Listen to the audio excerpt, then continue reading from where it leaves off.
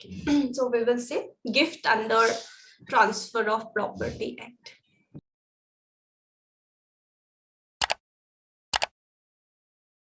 All right, so gift provisions are given in Chapter 7 of Transfer of Property Act. And we don't have like a lot many sections over here. These are the sections that are there, 122 to 129. Okay, so we will see this. So total 137 sections we have, and divided into 8 chapters. And chapter 8, these are the sections talking about gift or making provisions relating to gift, 129 to 122 to 129. And these are roughly the sections. What is gift?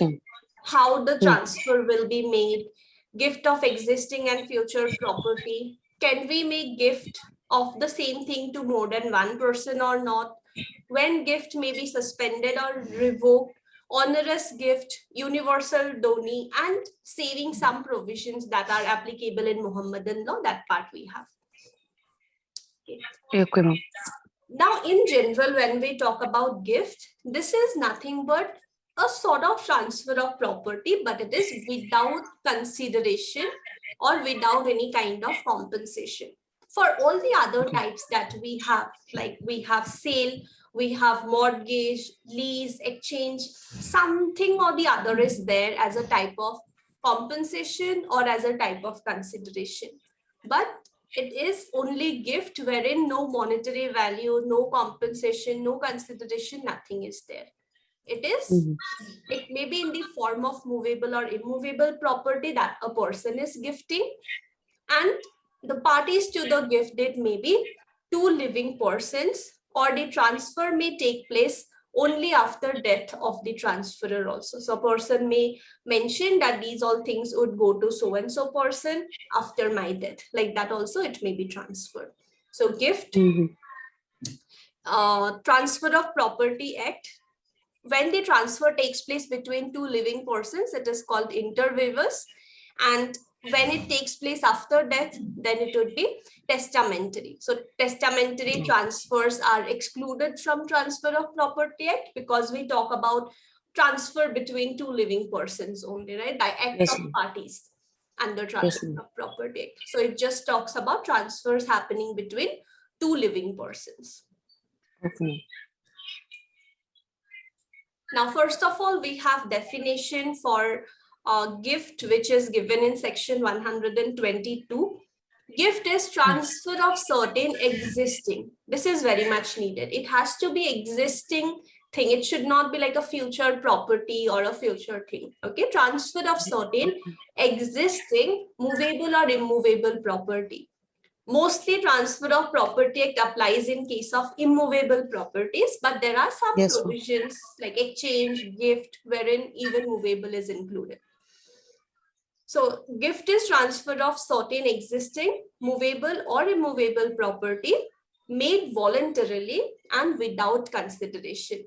It should not happen that the other person is forcing, other person has unduly influenced you or any sort of situations, but it should be voluntarily. What is voluntary? Same provisions of Indian Contract Act will apply. Which will be not be any force, ma'am, with full. Yes, willfully, voluntarily, correct. Voluntarily, it should be given, plus without consideration. By one person called donor, as in who is making the gift, that would be called donor, to the other one, who will be Dhioni. So the one giving is donor, the one taking is Dhioni. Acceptance when to be made. Such acceptance must be made during lifetime of donor and when he is still capable of giving it. As in, it might happen that today I am offering a gift to a certain person and the person is not giving any sort of acceptance.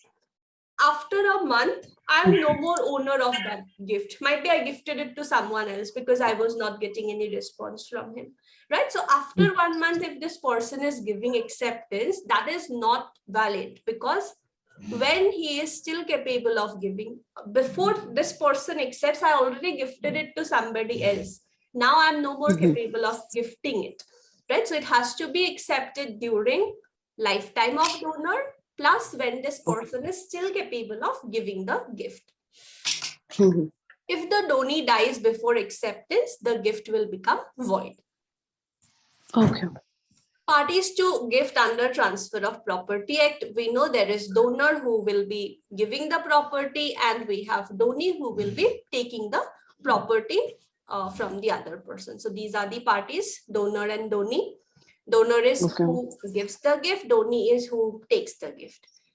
Donor should be competent to contract, plus has right to gift. Now, gift is also nothing but sort of a contract wherein one person agrees to gift his property to the other. So the person has to be competent to contract, as in the person should fulfill the qualifications mentioned under Indian Contract Act, plus has right to gift also. Right to gift, when we say the person should be the lawful owner of that property. Owner of the property, yes. Maybe sole owner of the property. If somebody else is there, his permission would be needed. Right? Whatever conditions might be there, that he should be having. Donee, who takes the gift, that person must be person in existence and a certain person. It should not happen that I'm gifting this person to the best person in this world. Now, who is best person? It has to be a certain person to whom gift is given. Now, there are certain essentials of a valid gift that needs to be satisfied. First of all, there must be transfer of ownership. So, all these different modes that we discuss under Transfer of Property Act, it's about alienation of property from one person to another. So, transfer of ownership is very much needed. There must be transfer of rights in the property by donor to the donee. However, it is permissible to make conditional gift. The only restriction is that the condition must not be repugnant to any provision of section 10 to 34 of Transfer of Property. So it should not happen that these conditions are something that puts restrictions in alienation, right? Rules against alienation, we have studied that part. So as such, it should not go against established provisions of law, but yes, otherwise there can be some conditions that are made by the person as well. Okay, so transfer of properties, transfer of ownership is very much needed. The ownership must relate to a property in existence. So it should not be future property. Future property cannot be transferred, whether we talk about movable or immovable property, it should be some property in existence. Okay. The share obtained after partition of joint family property can also be gifted. Even a gift of property that is obtained after preliminary decree of partition is passed by the court is valid. There must be transfer of any property which is in existence and can be transferable within the meaning of section 6. Basically, any property that is having some value or some use for the other person that may be like hold by a person can be transferred as well, right? So anything which is in existence may be transferred by the person. So on the date of the gift, whether present or future, it should be there. So transfer of ownership, then existing property transfer must be without consideration. Now I cannot say that, okay, I have gifted this mobile phone, which is worth maybe 20,000 rupees, and I'm just taking 3,000 rupees, which is like a very less price. I cannot say like that, or I cannot even say that I just took 300 rupees maybe. It should be absolutely without any kind of consideration. Okay, if I say that I have given it for a very less price, so it's almost like a gift. That would not happen. Gift will be without any kind of consideration. Okay. Then the transfer must be made voluntarily. So all the conditions should be satisfied, that it is not because of undue influence, not because of misrepresentation, mistake, force, or anything like that. Willfully, with his complete knowledge, consciousness, the person should be gifting the property. That's why in gift deeds, we also see a clause wherein the person would write that in my full consciousness, without anyone forcing me, without any coercion, mistake, misrepresentation, I'm gifting so and so property to the other person. That indicates that it is a voluntary gift that the person is making. The donor must be a competent person. So donor must be a competent person who is giving the gift. A transaction by way of gift. In a transaction by way of gift, the transferor is called donor, and he is the one who would transfer his ownership to the other person. So the donor must be someone who is a major person. Donor must be someone having soundness of mind. Donor must be someone who is having ownership of the property. He should be someone who can transfer the property to the other person as well. So there might be, you would see different trusts which are there. Right now, in case of trust, there will be an author of the trust, right? A person will create this trust and he will appoint some trustees that you take care of this property, you do so and so work for benefit of beneficiaries. In that case, unless and until authorized, trustees cannot say that, okay, we are gifting this property to so and so person. Okay, because trustees are there just to take care of property. As such, they are not like owners. They are just acting as owner to take care of the property. So they might not be allowed to gift the property or any kind of trust related properties that they are having, right? So that's why we are saying competent to gift. The person must be having right to provide the gift also. He should be having maybe absolute ownership, any other requirement that law needs, everything that the person should be having. Okay. Yes, ma'am. The transferee must accept the gift.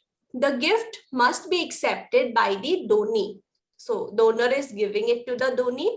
Now the gift must be accepted by the donee or by someone on his behalf. A donee must be a ascertainable person or persons. It should not be like the best person in this world gets the gift. It has to be specified who is that person. Now, why is acceptance of gift needed? Otherwise, when we talk about gift, okay, fine, it's without consideration, you don't have any obligation, you simply need to receive it. But there may be some situations wherein, along with the gift, some obligations might also come. That is why acceptance of gift is needed. So gift must be acceptance by the donee as well. If it is a minor, some guardian or someone taking care of the guardian may also provide acceptance. But acceptance would be needed. And acceptance must be given during lifetime of donor, and also in a point wherein donor is still able to give the property, like he is still having ownership, he is still able to donate. During that time, it has to be given. Okay. Okay, so these are basically the essentials that we discussed, that there must be transfer of ownership. Ownership must relate to the property in existence.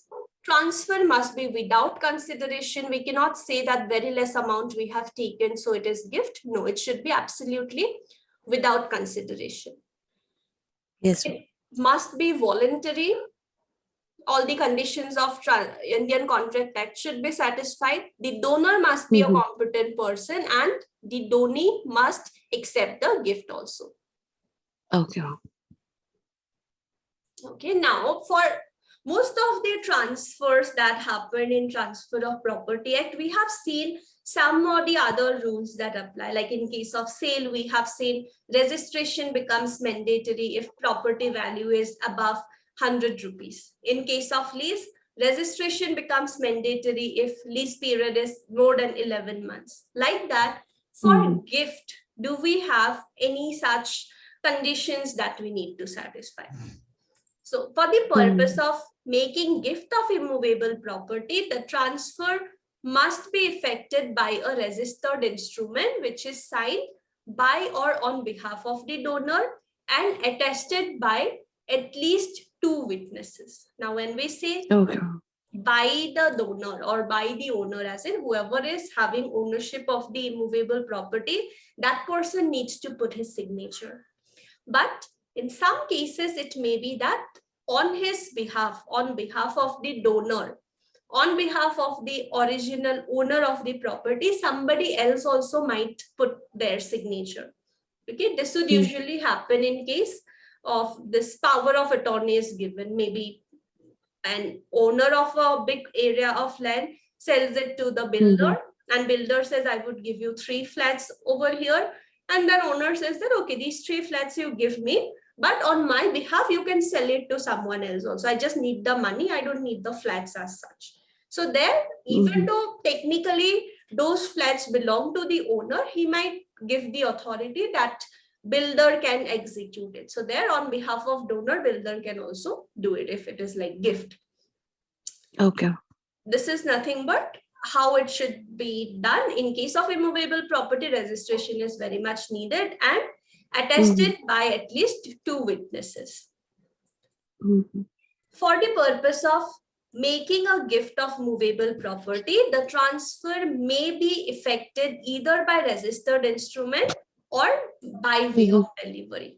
Registration is not mandatory. If done, well and good, you have a record. If not, also simply by delivery also you can get the gift executed. Okay. Okay, modes of making gift under Transfer of Property Act. So section 123 deals with the formalities that we are needed to satisfy for making a gift of whether movable or immovable property. A gift is only enforceable by law when these formalities are complied with. In case of immovable property registered instrument you can enforce it by law. This section lays down 2 modes of making this gift depending upon nature of property. So for gift of immovable, registration is necessary. In case of movable property, it may be transferred simply by delivery or even by registered instrument. As such, it's not mandatory. Registration as required for gift of immovable property implies that the transaction is in writing, duly signed by the donor, attested by at least 2 competent persons, and stamped before registration formalities are completed. The doctrine of part performance is applicable to gifts as so all the conditions must be complied with. However, there is no requirement for delivery of possession in case of immovable property. So by way of this executing this document, this instrument, by registering it, the gift will be executed by the parties. Okay, then 124, many times objective type questions are asked from this section, that which section talks about that gift has to be for like existing properties, like that also questions are asked. It's a very simple provision, but little important. Okay, section 124. Okay. Gift comprising both existing and future property is void as to the latter. So it has to be existing property. If it is a combination of both existing as well as future property, the future property part would be considered as void. Existing property part would be binding. Okay. Okay, and in case you get any question like which section talks that gift has to be of existing properties, it's the same section only. Okay.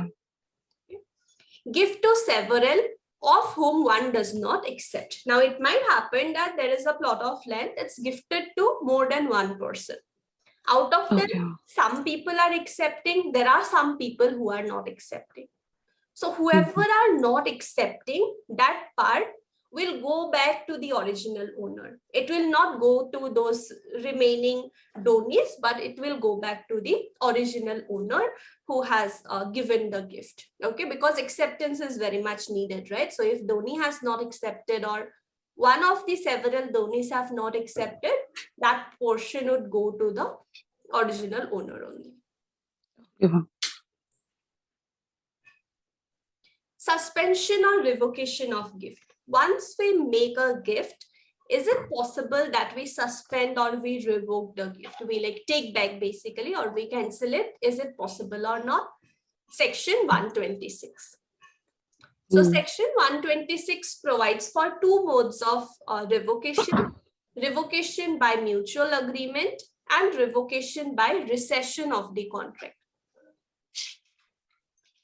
So revocation by mutual agreement, where donor and donee both mutually agree that the gift shall be suspended or revoked upon happening of an event, not dependent on will of the donor. So it's not like if maybe if I'm liking you in the next year also, I will give you this gift, it would become yours. But if there is any sort of argument between us, I will take back the gift. That should not happen. It should not depend on will of the donor, but it might depend on happening or non-happening of some event, right? Person might say that, okay, if I'm able to make this much of profit in my business, then this gift will be like finalized, it would become yours. But if not, it would again come back to me. That kind of thing may be done because profit will not depend on will of the donor, right? That is like a future thing. Okay. It is called a gift subject to condition laid down by mutual agreement. They both agree that, okay, this is the condition. If it happens, gift is yours. If not, it would come back to me. Like that, they can revoke. Whenever parties want to revoke a gift or they want to keep the provision that by mutual agreement, we want to revoke it, some conditions need to be satisfied. That whatever is the condition on happening or non-happening of which the existence of gift depends, it should be expressly laid down in the agreement. Both the parties should be well aware that, okay, this is the situation. If it happens, gift is finalized. If not, it would be revoked. So it has to be expressly laid down by the parties. Condition must be a part of the same transaction. It may be laid down either in the gift deed itself or as a separate document being part of the same transaction. It might happen in the same document you are writing, or it might happen that after writing this document, you have made maybe some amendment to it, or maybe some other annexures or other things. There also you can write that this is the condition. But it should be like part of the same document. It should not be like another agreement which you have some other document. It should not be like two separate things. It should be related event. In such a case only you can say that, yes, it was a conditional gift and the condition I want to execute now. Ideally, in the same gift deed or not, you can mention it in a separate document also, but that document should form part of the same transaction. The condition upon which the gift is to be revoked must not depend solely on the will of the donor. So it should not happen that if next year I feel like gifting it, I would gift it. If I don't feel like, I will take it back. That should not happen. It would not be on will of the donor. Okay. Such conditions must be valid under the provisions of law given for conditional transfer. So whatever conditions we are imposing, it should be like a valid condition. It should not happen that the condition itself is framed in such a way that it goes against established provisions of some law. That should not happen. If it's valid, lawfully, there is no issues over there. The condition will also be proper only, no problem over there. The condition must be mutually agreed by donor and donee, because we are anyway saying that it should be mutual agreement. So both the parties should be well aware, plus should have agreed. Gift revocable at the will of the donor is void, even if such a condition is mutually agreed upon. Even if they said that, okay, fine, next year if I'm liking you, I will give you the gift. Donee also accepted. Does not matter. Even though donee accepted, even though it was mutually agreed, a condition which depends on will of the donor is void only. Mutual acceptance will not validate it, basically. Okay. Okay, and this point that we discussed, right, that it has to be in the same document or part of the same transaction. So this was a case, even though the condition is not laid down in the gift deed itself and has been provided under a mutual agreement separately, but forms part of the same transaction of gift, the conditions would be valid and enforceable. Like the second point, it is fine if some other document you have mentioned, but it forms part of the same transaction, that is also valid. Okay. Okay, next one is revocation by recession of contract. So Okay. gift is nothing but we are not accepting anything in return, it's for free. So it's only, Yes, ma'am. so if it could be proved that the gift was not made voluntarily, might be his consent was not free, or maybe there was misrepresentation, some mistake, undue influence, whatever, right? Basically, recession of contract. The party is saying that no, this is not binding on me, this is voidable contract. Okay, this is a voidable contract and I don't want to perform this deed because my consent was not free, so I don't want to make myself bound under these obligations. In such cases, that will also lead to revocation of the contract because party has proved that my consent was not free. It was because of coercion, undue influence, fraud, misrepresentation, etc. So what happens is, I'm not bound. I want to keep it aside. I don't want to perform this because it is voidable on the part of me. I have the right to decide whether I will perform it or not. Okay. Okay, so there are two ways by which we can revoke: mutual agreement by the parties. Agreement and yes, ma'am. Recession of contract. Okay, now we have already mentioned, right? Acceptance from the donee is very much needed. So why is acceptance needed? This also makes it clear. Onerous gift, section 127. So where a gift is in the form of a single transfer to some person of several things, of which one is and others are not burdened by an obligation. The donee can take nothing by gift unless he accepts it fully. So usually when we talk about gift, it is like something that you are getting for free, you are being benefited. That is the ideal thing. But there may be some situations wherein along with a gift, obligations may also come. And sometimes these obligations may be higher as compared to the benefit that you are getting. Okay, as in you need to maybe spend more money in accepting it than how much you would get benefited.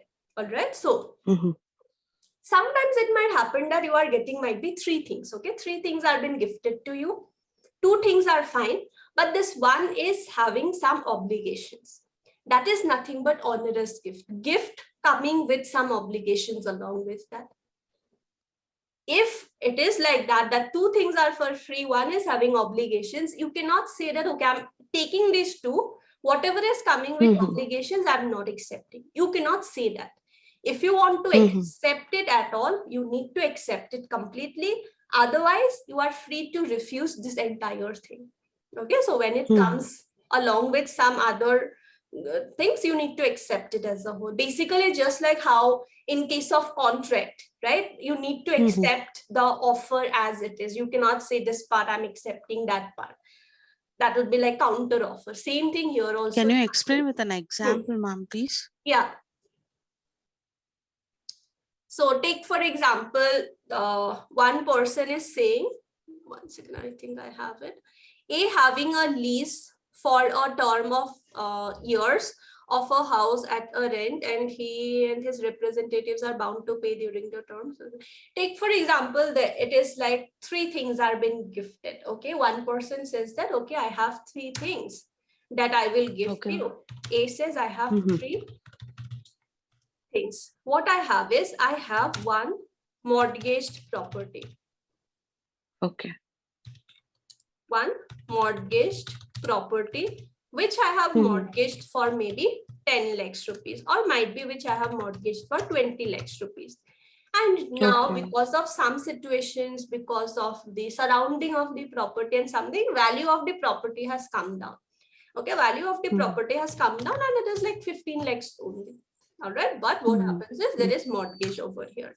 Plus, I also have one car that I want to gift you, and this car is like very good, very like a new car. This is for 7 lakhs rupees, might be. You can use it. Okay. Plus, Okay. he says that I'm also gifting you maybe another,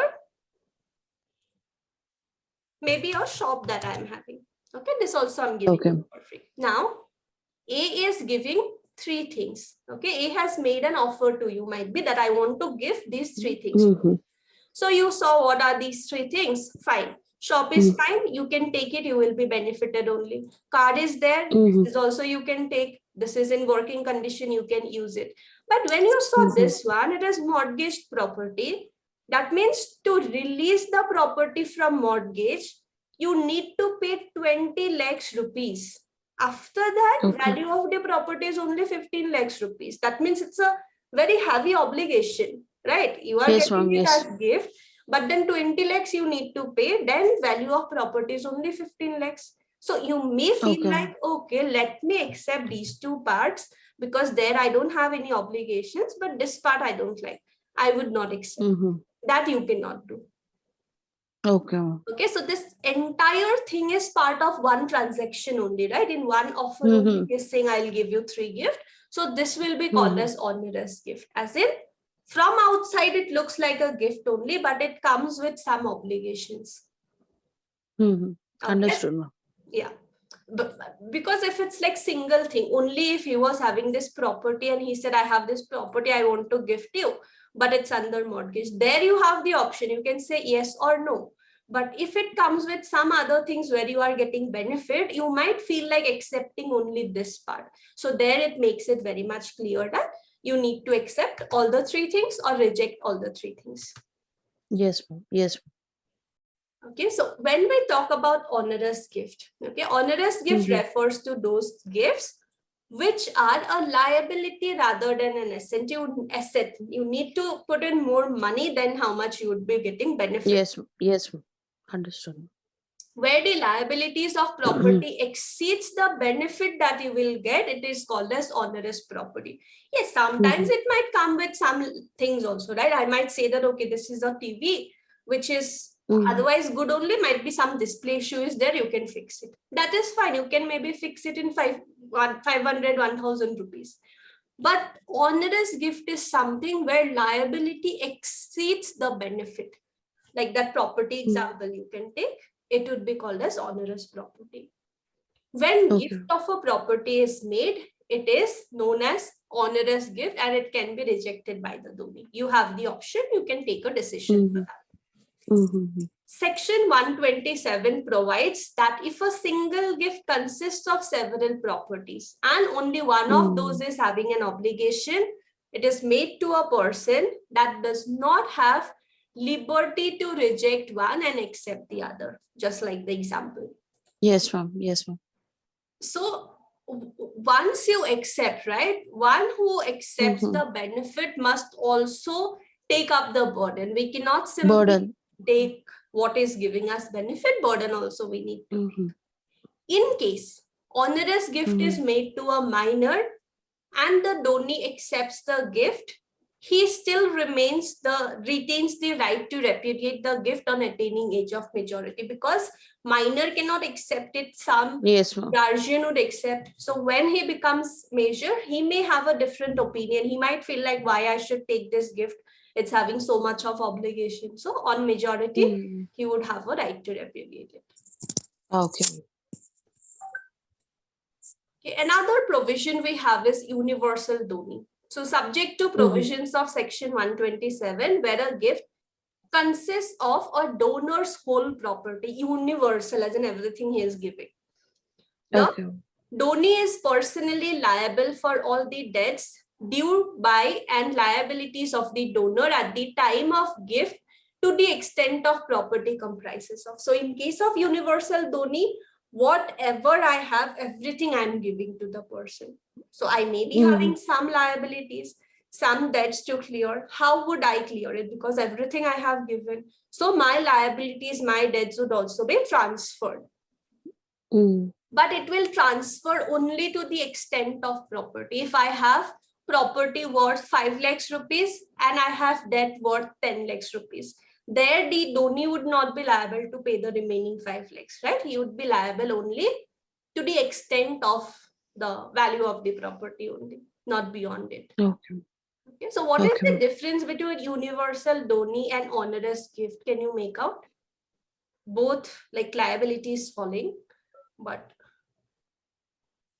the onerous donee that what I cannot express one stretch, ma'am. so in onerous, right? It's not necessary that I need to give you everything. I may give you something, like whatever I'm giving, their obligation is there. Okay, so that obligation you need to take care of. Like I'm giving you, if one property, I may have another property which I can keep with me, no problem. But in universal donee, whatever I have, everything I need to give. Because I'm giving everything, my debts also would be transferred. This debt might not be related to the gift I'm making. Like it might not be that property is on mortgage, debt might be a separate thing, property might be a separate thing, but you still need to clear it because I have given all of my things to you. Okay? Okay. Now, otherwise, these provisions are fine, but in Muhammadan law, we have some provisions. So, saving of donations. So, whatever provisions are mentioned in Muhammadan law applicable to Muslims, that part is like saving provision, as in that part will remain as it is. We are not touching upon that part. So, nothing in this chapter would apply to those provisions related to gift by a Muslim person. It would not be applicable there. Okay.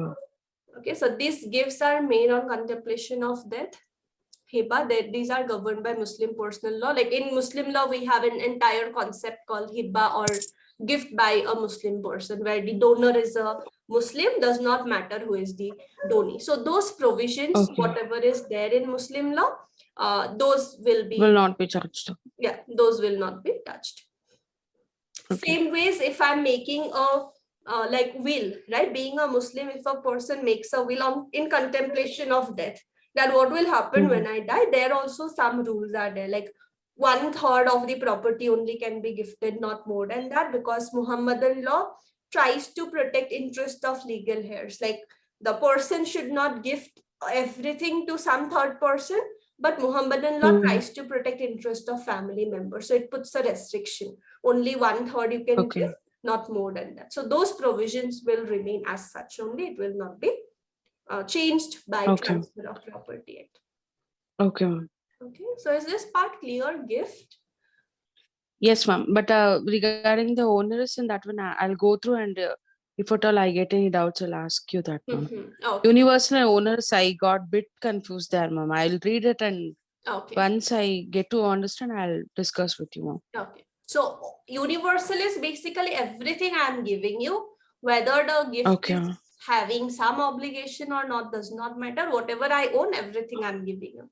Because I'm giving everything, my debts, my liabilities also will transfer to you. You need to clear it to the extent of property. To the extent you are getting benefit, you need to clear it. If you are getting 5 lakhs benefit, only up to 5 lakhs you need to clear it. But in case of onerous gift, because you are taking some gift, that gift itself is having obligation. Like a property mortgaged for 20 lakhs. To get ownership, you need to pay 20 lakhs. Even if value of property is 15, from your pocket you need to put in money. That is onerous gift. Liability is more. Still you need to do it because you are taking the gift with the liability only. Okay. Madam, yes. This universal gift, how does the donee prioritize the liabilities? How does the donee prioritize? Suppose if the liability, the amount received is worth 5 lakhs and the liability is 10 lakhs and liability is pertaining to 2 or more persons. So how? So in that case, donee prioritize? Yes. So in that case, it will depend when the liability arose, right? It might happen that for someone, the liability took place in the year 2019. For another person, it took place in the year 2022 only. So 2019 one would be cleared. If anything is remaining, 2022 would be cleared to the extent possible. Okay. So based on happening of the situation, it will be cleared basically. Okay. Yeah. Okay. Fine then. So we'll end this class here then. Okay.